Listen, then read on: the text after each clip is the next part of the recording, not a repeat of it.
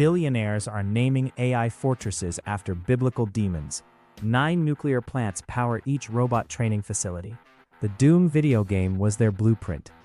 My grandmother bought me Doom when I was a kid. Space Marines on Mars, scientists accidentally ripping portals straight into hell, demons with cybernetic weapons pouring through. I thought it was just incredibly creative horror fiction.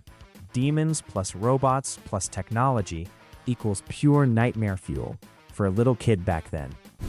30 years later, I'm watching Silicon Valley billionaires build exactly what Doom depicted, and I finally get it. This wasn't creative fiction. It was predictive programming. Mystery school occultists putting their actual plans into a game. So when they build it for real, it looks like life imitating art, instead of what it actually is. Art revealing the plan. 2 data centers the size of Washington, D.C. are under construction right now. One called Stratos, one called Hyperion. When I show you what those names actually mean in ancient Greek and biblical texts, you'll understand Doom wasn't predicting the future. It was showing you the blueprint. Demons fused with technology. Portals opened by scientists. Hell's armies unleashed on Earth. They're building it right now, and they named the facilities after the demons. Billionaires don't randomly choose corporate names. Are you kidding me? Companies spend millions on branding consultants to pick names with symbolic meaning and specific messages. When you're building a facility the size of a city, and you name it after demons and fallen angels from ancient texts, that's not an accident. That's not marketing thinking it sounds cool. That's intentional. Stratos comes from ancient Greek, Archestratos. Archon means demonic ruler. Stratos means army. In Ephesians 6, Paul uses the word archons to describe the rulers, the authorities, the powers of this dark world, and the spiritual forces of evil in the heavenly realms. That's biblical Greek for demons, the principalities running the fallen world system. Hyperion means the High One, or Watcher from above, in ancient Greek. In the Book of Enoch, the Watchers were fallen angels who came to Earth before the flood, took human wives, taught humanity weapons and sorcery, created the Nephilim, and corrupted creation so completely that God drowned the entire planet. Mark Zuckerberg is building his AI data center and naming it after the entities responsible for God sending the flood. If you don't think that's strange, you're delusional or stupid, or both. Probably both. In plain English, these tech billionaires are naming their robot control centers after demons and fallen angels the Bible specifically warns about. The same entities God sent the flood to destroy. They're naming a city-sized facility, Demon Army Ruler, and I'm apparently the only one who gives a damn. But sure, probably just coincidence. Like how Palantir is named after the Seeing Stone Saruman used to communicate with Sauron, or how Oracle was literally named after divination and communicating with spirits through occult means. These billionaires studied classical philosophy and occult texts at elite universities and spend millions on branding consultants. But we're supposed to believe they randomly picked demon names because it sounded neat? When I say these facilities are the size of Washington, D.C., I mean 62 square miles of computer servers, each powered by 9 nuclear power plants. One nuclear plant powers a city of 750,000 people. These facilities need 9. You don't need that kind of power to store your vacation photos, obviously. Robot armies controlled by AI, trained in demon-named data centers being built right now. These facilities will train systems for target identification, attack coordination, and kill decisions without humans in the loop. In plain English, teaching artificial intelligence how to control robot armies that hunt people, identify targets, and kill without waiting for human approval. Elon Musk's grandfather, Joshua Haldeman, ran Technocracy Inc. in Canada during the 1930s. Not joined, ran it. Technocracy Inc. wanted to abolish democracy and replace it with rule by engineers. No voting, no representation, human beings as managed assets in a technological system. Canada banned them. You have to be spectacularly anti-democratic for Canada to ban you. Now, Elon owns the satellite network, brain implant company, AI company, space program, and Twitter. He's not disrupting the system. He's building his grandfather's technocracy, where engineers control everything and humans become managed assets. And you think he's on your side because he posts funny memes. Wake up. Stratos, Hyperion, Palantir, Oracle. They're telling you what they're building using terminology from demonology and ancient texts about corrupted angels. This is Satan's plan to enslave humanity with technology, and they're naming the infrastructure after demons because they know you're too distracted by TikTok to connect the dots. I connected the dots, then got shadow banned by Substack's algorithm, because I'm right. You don't get banned for talking scripture. Tons of people do that. You get banned for explaining that Silicon Valley bought the government and gutted anyone who could stop their takeover when these data centers go online. Boston Dynamics builds combat robots while DARPA funds killbots and the Pentagon spends billions on battlefield AI. These demon-named data centers will train robot armies, just like Doom predicted, except the portal to hell is in Utah and there's no BFG 9000. I used to reach hundreds of thousands. Now I have 67,000 subscribers and can't get 200 to share an article about their grandchildren's future. Because you'd rather scroll past than look weird at church. Look at the photos on your wall. Your kids, your grandkids, those children in those frames.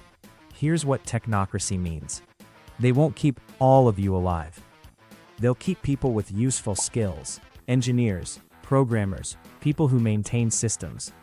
The rest get eliminated through resource optimization.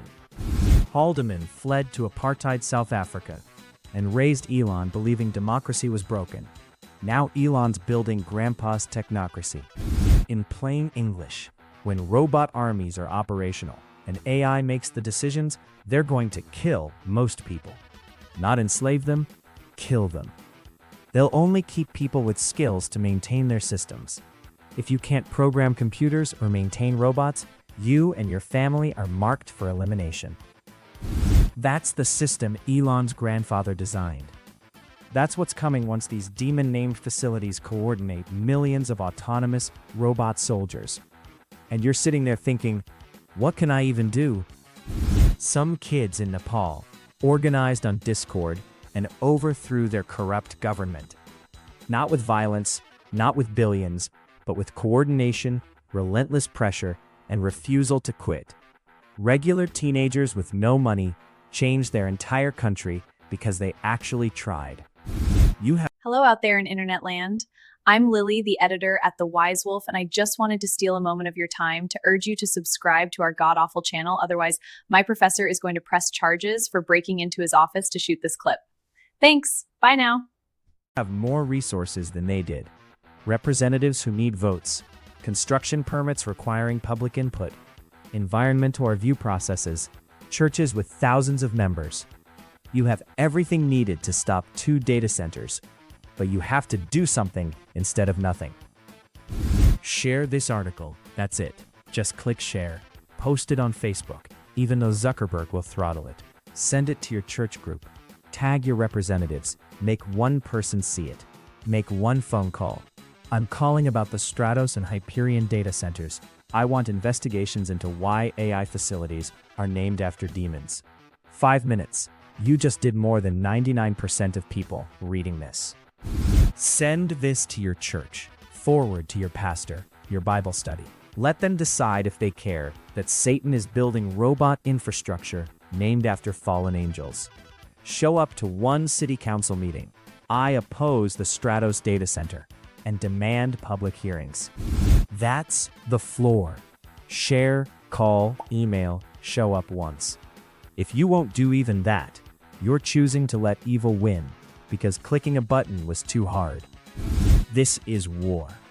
You either fight or surrender. There's no middle ground. Autonomous weapons don't care you were busy. Robot armies don't care you felt powerless. Your grandchildren won't care you didn't want to look weird. The window is right now. Once these facilities go online, and AI coordinates millions of robot soldiers, it's over. No revolution, no voting your way out. Machines don't care if you're sorry. So what will you choose? Look, maybe these names are coincidences and I'm reading too much into ancient Greek etymology. Maybe there's no Satan, and this isn't spiritual warfare, but I'm not wrong about the robot armies. I'm not wrong about AI warfare systems.